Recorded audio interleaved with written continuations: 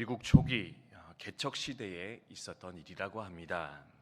한 신사가 말을 타고 가고 있는데 한 무리의 병사들이 열심히 땀을 뻘뻘 흘리며 통나무를 옮기고 있는 모습을 발견하게 됩니다. 그런데 그 옆에는 상사 계급장의 한 고참이 일은 하지 않고 그냥 자리에 드러누워 편안하게 쉬고 있는 것을 또한 보게 됩니다. 그래서 그 신사는 그 상사에게 묻습니다. 아니, 당신은 왜 저 통나무를 옮기지 않는 것이요?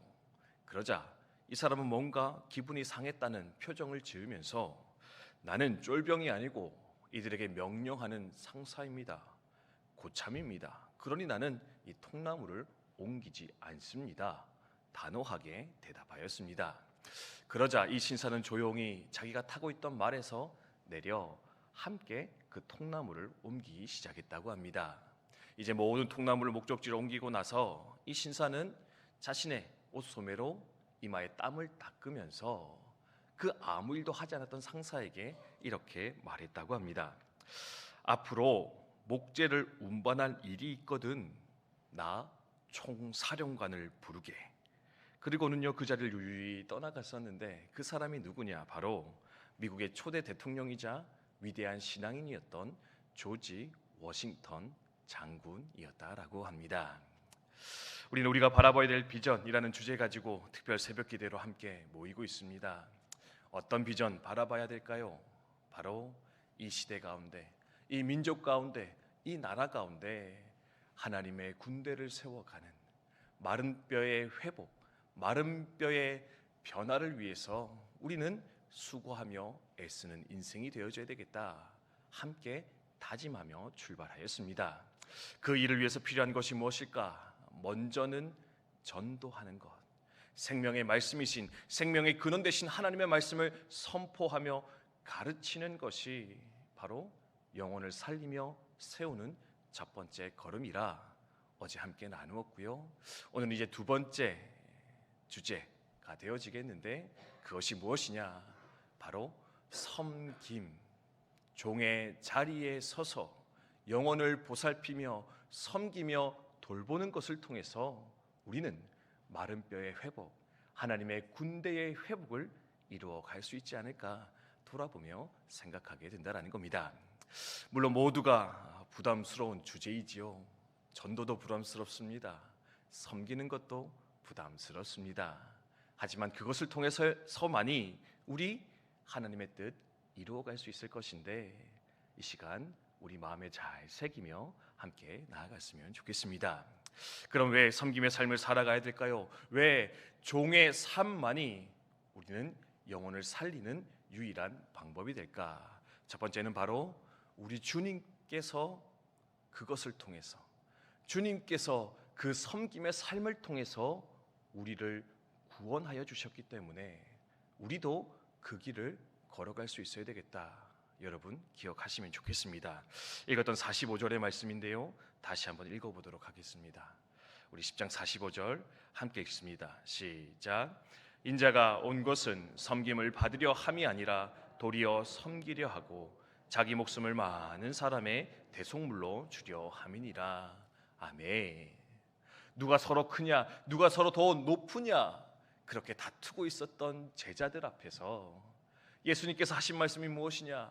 나는 섬김 받으러 온 것이 아닌데, 나는 섬김 받는 자가 되라고 가르치기 위해 이 땅에 온 것이 아닌데, 심지어 난 나의 목숨까지 내어주어서 너희를 구원하기 위해 이 땅에 온 너희의 구원자, 너희의 하나님일 것인데 너희가 이것을 깨달아 알아. 나와 함께 이 길을 걸어갔으면 좋겠다. 주님 말씀하고 계십니다. 예수님의 삶은 한마디로 정리하자면 끊임없는 낮아짐의 삶이었고 끊임없는 섬김의 삶이었습니다. 어떻게 낮아지셨습니까? 천국 보좌 우편에 앉아 계셔야 될 그분이 낮고 천한 인간의 몸을 입고 이 땅에 태어나셨습니다. 심지어 너무나 작은 아기의 모습으로, 그리고 화려한 궁전이 아니라 그 냄새나는 마국간에서 태어나심으로써 자신의 그 낮아지심을 우리 가운데 확실히 보여주셨습니다. 공생애를 사실 때는 어땠습니까? 귀족들과 함께하지 않았습니다. 높은 자들과 함께하지 않았습니다. 세리와 창녀들, 병든 자들, 그들에게 먼저 다가가 그들을 섬기는 그것으로서 그분은 당신의 사랑을, 그 회복의 사역을 친히 감당하셨다. 성경은 말씀해 주십니다. 십자가 앞에서는 또한 무엇 하셨습니까? 아무것도 모르는 제자들, 자신을 버리고 떠나갈 그 제자들의 그 더러운 발을 친히 닦아주시면서 너의 선생인 내가 너의 발을 닦았으니 너희도 이렇게 살았으면 좋겠다. 너희도 발을 닦는 인생이 되어줘야 된다 말씀하시며 그렇게 십자가 길을 걸어가셨다 또한 말씀해 주고 있습니다. 이를 너무나 잘 알았던 사도 바울도 그래서 늘 자신을 소개할 때 이렇게 얘기하죠. 나는 그리스도의 종입니다. 나는 세상의 종입니다. 내가 자유함을 얻은 것은 그것을 통해서 내가 나의 자유의 육체의 기회를 삼기 위함이 아니라 오직 사랑의 종으로, 사람의 종으로 살기 위하여 나는 하나님 앞에 부르심을 받았는데 내가 그래서 나는 종의 삶으로, 섬김의 삶으로 살아가겠습니다. 고백하는 것 발견할 수가 있습니다. 사랑하는 성도 여러분, 우리도 주님께서 보여주신 이 모범의 길을, 구원을 일으키는 이 섬김의 길을 오늘도 앞으로도 묵묵히 잘 살아낼 수 있게 되기를 주님의 이름으로 축원드립니다. 그것은 보잘것없는 길이 아니라, 소용없는 길이 아니라 주님께서 우리를 구원해 주셨던 구원의 방법이요 비결일 것인데 그것을 잘 이루어가는 우리 모두가 되었으면 좋겠습니다. 둘째로 왜 섬김의 삶을 살아야 할까요? 우리는 이것을 통해서 세상 사람들과 구별된 존재들임을, 우리가 하나님의 백성임을 세상 가운데 자랑할 수 있기 때문에, 드러낼 수 있기 때문에 우리는 또한 섬김의 삶을 살아야 된다. 여러분 기억하시면 좋겠습니다. 우리 읽었던 42절, 43절인데 다시 한번 읽어보도록 하겠습니다. 마가복음 10장 42절, 43절 함께 읽겠습니다. 시작. 예수께서 불러다가 이르시되 이방인의 집권자들이 그들을 임의로 주관하고 그 고관들이 그들에게 권세를 부리는 줄을 너희가 알거니와 너희 중에는 그렇지 않을지니 너희 중에 누구든지 크고자 하는 자는 너희를 섬기는 자가 되고. 아멘. 예수님 뭐라 말합니까? 세상의 집권자들은 이렇게 살아간다. 그런데 너희는 이러해야 되겠다. 세상의 집권자는 어떻게 살아갑니까? 높임 받으려 합니다. 섬김 받으려 살아갑니다. 더 큰 인생이 되기 위해서 부단히 달려가는 것이 바로 세상의 집권자들이다. 그런데 너희는 달라야 되는데 너희는 어떻게 되느냐? 더 낮아지기 위해서, 더 섬기기 위해서 부단히 애쓰고 노력할 때 세상이 바로 너희가 내 백성인 줄, 내 제자인 줄 깨닫고 하나님 앞에 돌아오는 역사 일어나게 될 것인데, 그러니 너희는 그 길을 선택하라. 주님 말씀하고 계십니다. 여러분, 한국 사람들이 모이면 반드시 처음 하는 게 있는데 뭔지 아십니까? 한국 사람들 모이면 처음 하는 것, 서열 정리를 한다고 합니다. 돌아보십시오. 나이가 어떤지 물어봅니다. 나이를 잘 따지고요. 회사에서는 입사 연도를 막 따지십니다. 그것도 안 되면은 이제 입학 연도, 대학 학번 물어보고요. 군대에서는 이렇게 군번 쭉 따지면서 누가 높으냐, 그래서 누가 누구를 섬겨야 되느냐를 정리하고 출발하는 것이 한국 사람의 모습임을 발견할 수가 있습니다. 근데 한국 사람만 그러겠습니까? 아니요. 세상 사람들은요, 서열을 정리하고 누가 높은가, 그래서 내가 얼마나 섬김 받을 수 있는가, 그것을 항상 생각하고 따지며 사는데, 그런 세상 속에서 우리가 그리스도임을 드러낼 수 있는 가장 좋은 방법이 뭐냐? 밥 먹기 전에 기도하는 거, 모여서 예배하는 거, 찬송하는 거 물론 필요한데요, 세상 사람들은 관심 없습니다. 그러면 그들에게 충격을 줄 수 있는, 그들에게 우리의 구별됨을 보일 수 있는 방법은 뭐냐? 언제나 낮은 자리에서 섬기는 그 삶을 통해서 나의 기득권과 나의 권세와 나의 명예를 포기하고 넉넉히 다른 사람을 높일 줄 아는 그 삶을 통해서 나는 그리스도인임을, 나는 주께 속한 자임을 우리는 자랑하며 보여줄 수 있을 것인데 마땅히 그래서 우리는 그 길 걸어갈 수 있어야 된다. 여러분 기억하시면 좋겠습니다. 20여 년 전에 한국 교회에 큰 감동을 줬던 한 분이 계신데요. 최춘선 할아버지라는 분이 계십니다.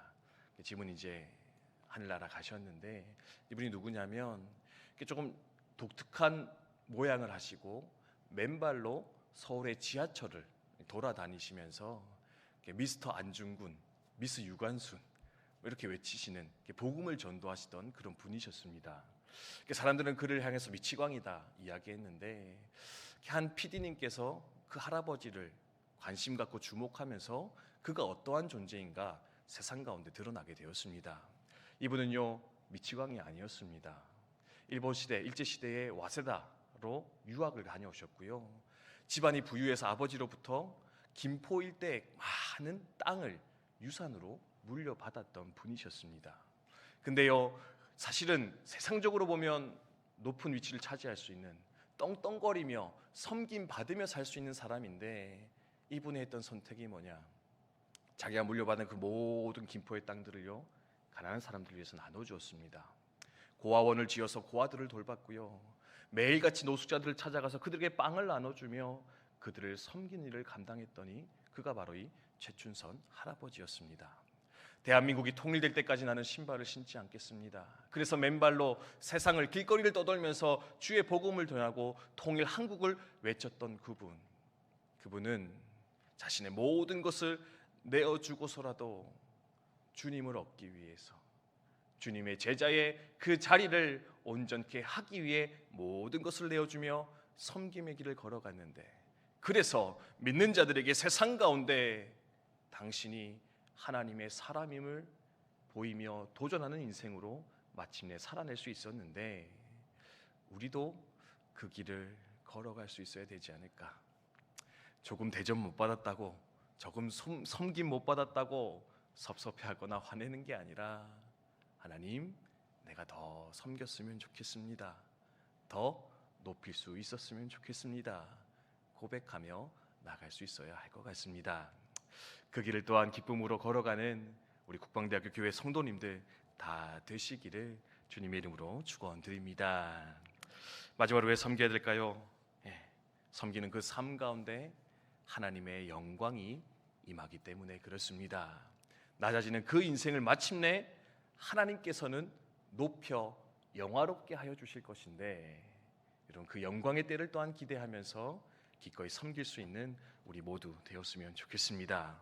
우리 읽었던 40절 말씀인데 같이 읽도록 하겠습니다. 40절 함께 읽습니다. 시작. 내 좌우편에 앉는 것은 내가 줄 것이 아니라 누구를 위하여 준비되었든지 그들이 얻을 것이니라. 아멘. 하나님, 우리 주님의 좌우에 앉는 것 누가 줄지 누가 앉을지는 모르겠지만 우리 하나님께서 그 자리를 영광스럽게 허락할 것이다. 우리 주님도 십자가 주시기까지 섬기며 낮으셨지만 그를 하나님 아버지 어떻게 하셨습니까?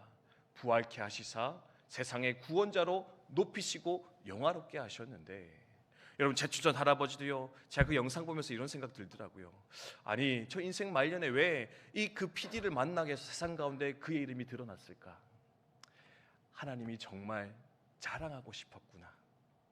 하나님이 정말 그 이름을 영화롭게 하고 싶으셨구나. 물론 저 천국의 그 놀라운 자리가 그 축복이 예비되어 있었겠지만 그 세상 가운데는 볼품없는 그 인생이 하나님 앞에 너무나 소중하고 값져서 하나님 그 이름 칭찬하고 싶어서 그 이름 자랑하고 싶어서 그렇게 한 다큐멘터리의 영상으로 세상 가운데 나아가 이 성도들에게 이 세상 사람들에게 그 이름을 드러내고자 하신 것 그것이 바로 하나님의 섭리요 계획이었구나 돌아보며 생각할 수 있었는데 하나님께서 우리를 높여주시는 그것 하나님께서 우리를 인정해 주시는 그것 그 영광 그 기쁨 우리 함께 바라보면서 우리도 이 섬김의 길을 기꺼이 걸어갈 수 있어야 되겠다 함께 기억했으면 좋겠다는 겁니다. 스스로 높아지는 인생이 아니라 하나님이 높이는 인생 되시기를 하나님이 인정하는 인생 살아가시길 주님의 이름으로 축복드립니다. 그럴 때 그곳에 생명의 역사가 구원의 역사가 마른 뼈의 회복이 하나님의 군대가 일어나는 그 역사 더 크게 일어나게 될 것인데 하나님 우리 함께 그 길 걸어가도록 인도하여 주시옵소서. 함께 기도했으면 좋겠습니다. 말씀 위치 함께 기도하겠습니다.